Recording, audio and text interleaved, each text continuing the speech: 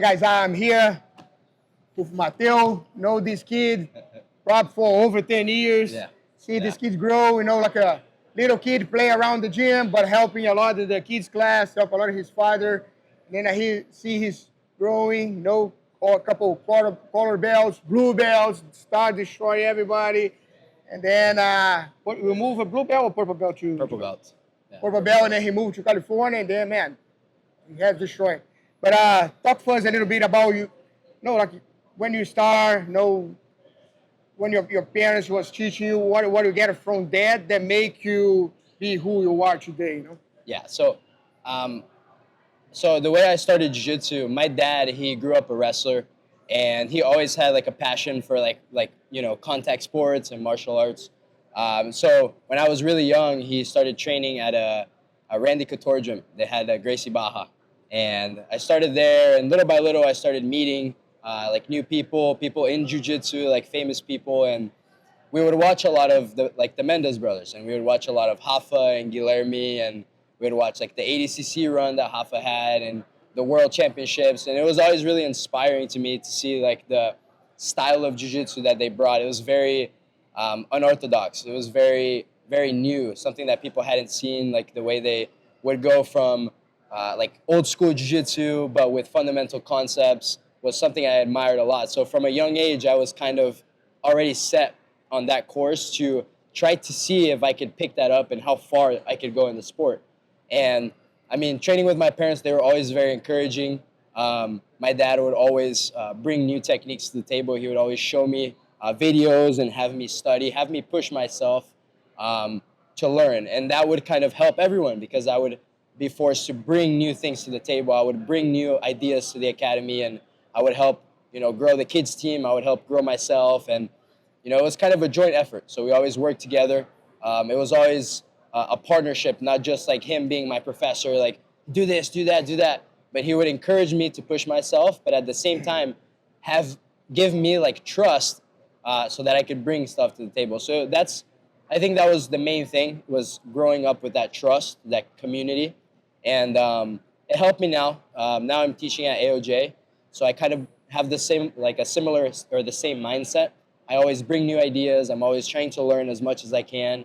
Not just about like jiu-jitsu and the martial arts, but about ways to improve as a professor, ways to improve in my personal life so I can set a good example for the future generations. I grew up pretty much by myself. I had a few training partners that would come, occasionally, but I feel like growing up in an environment where you're the only young person and you have to kind of push yourself, once you get to an environment like AOJ, you're so grateful because now everyone is on the same or similar path that you are.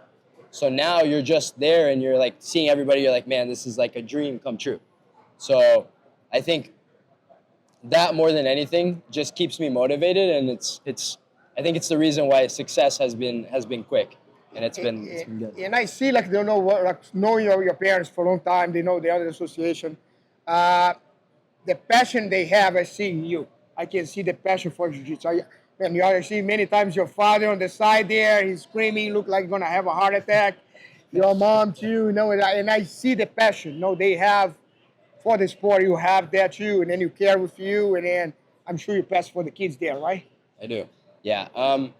A lot of the kids at AOJ, their parents, they travel from different states, different countries. They come like spend all of their finances to just bring the kids to train at AOJ, and seeing that, it kind of reminds me a lot of myself, like how I grew up. My dad opened the gym pretty much with nothing. Like he had a lot of trust, and he opened the gym, and it just little by little, because of him being able to open up and learn from everyone, like it worked out. But I kind of see that in the kids from AOJ and their parents, and it helps keep like a strong bond, because I see a lot of myself in the kids too. So. Yeah, I remember like when you moved there, your parents like a really kind of, no, like it was really bad financial, but they want to give you that dream for you.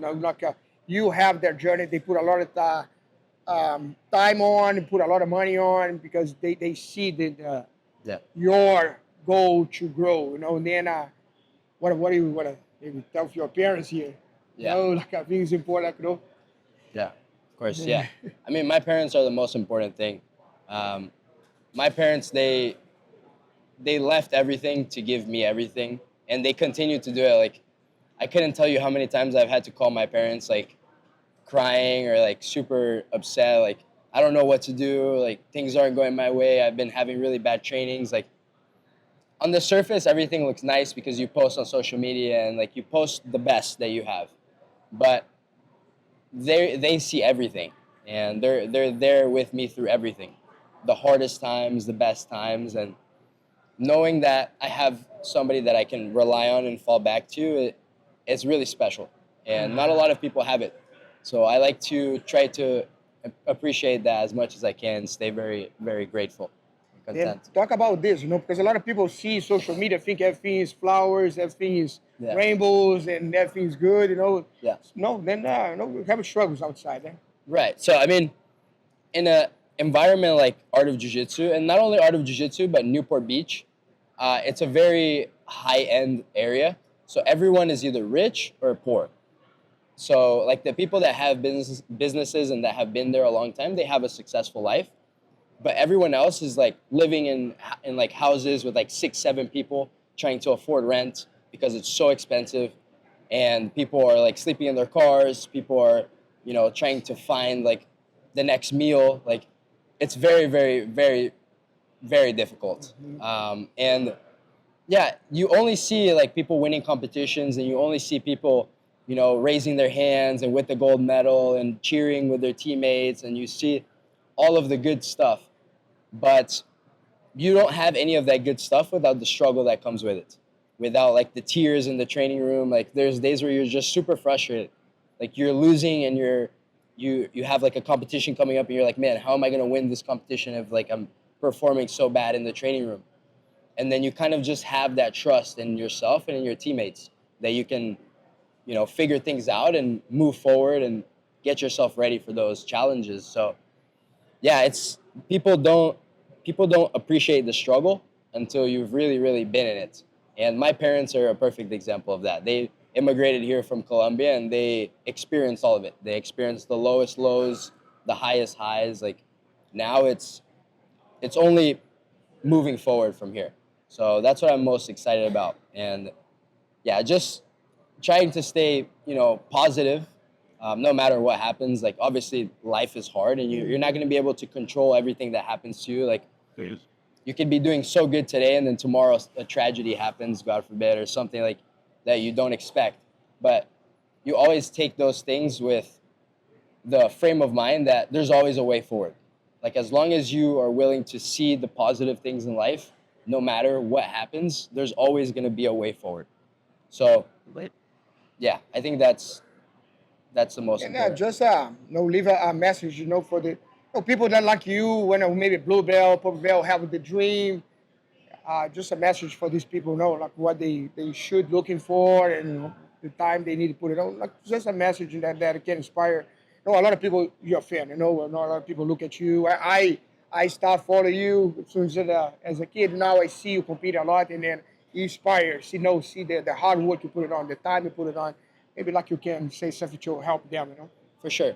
I think I think being grateful is the most important thing, and I'll kind of elaborate. So the way I grew up, like I said, my parents pretty much were the only ones that were providing and teaching me, like giving me everything, and I didn't have a good group of friends that would encourage me, and like we would share techniques, we would share like special moments. I was always very lonely, but what that kind of forced me to do is it forced me to make a choice every day.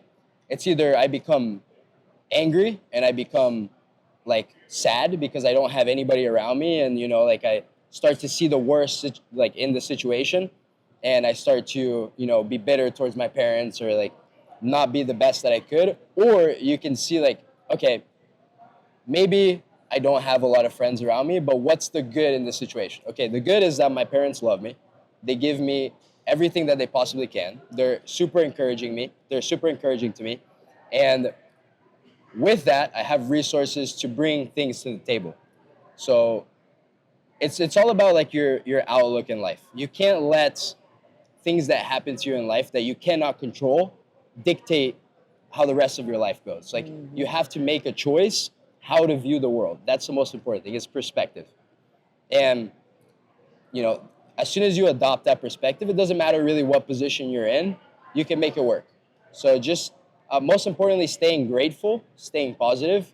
Nowadays, whether we see it or not, we have a lot of beautiful things in our lives, a lot of friendships, a lot of encouragement from people that care about us. And you know, if you don't, then I think it's important that you try to go out and find that, and find groups of people that will show you love and be with you through difficulties. And I think that's the most important thing.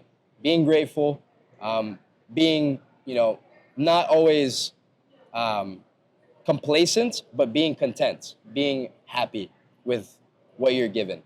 And that's it. Just let that fuel you, let that drive you. Don't let anger drive you. Don't let bitterness drive you. Don't let resentment drive you. Let that community and that friendship and that love be what pushes you to move forward. So I think that would be the message for the new generation. Be the generation that changes the way people approach competition, and allow friendship and community and love to be what pushes you forward. Thank you, Matheus. Thank you. Obrigado. Appreciate it. Usa. Thank you, Master. Thank you. Thank you, brother. Thank you.